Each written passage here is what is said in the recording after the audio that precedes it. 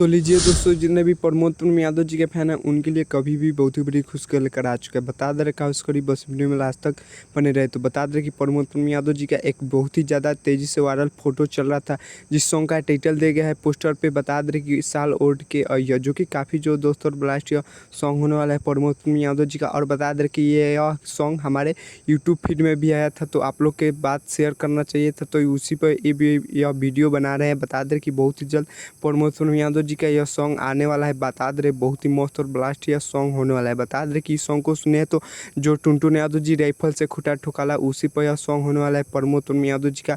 थोड़ा एथी म्यूजिक वही है, लिरिक्स से अलग है। बता दे कि प्रमोद तुम यादव जी का ठंड का दिन आ रहा है, तो उसी पर लेकर आ रहे हैं प्रमोद तुम यादव जी यह सॉन्ग। तो चलिए बात कीजिए इस को किसने गाया है। तो बता दे किसन को गाया है प्रमोद तुम यादव जी, ना कोई फीमेल गाई है, अकेले गाए हैं प्रमोद तुम यादव जी। और बहुत ही ब्लास्ट यह सॉन्ग होने वाला है। बता दे कि पोस्टर पे अभी फिलहाल एक्ट्रेस का नाम नहीं दिया गया है, तो बता दे कि मेन पोस्टर आएगा तो आप लोग के बात शेयर कर देंगे। बता दे कि बहुत ही ब्लास्ट यह सॉन्ग होने वाला है। तो चलिए बात कीजिए इसके लिरिक्स किसने दिए। तो बता दे कि इसने लिरिक्स दिए रवि यादव।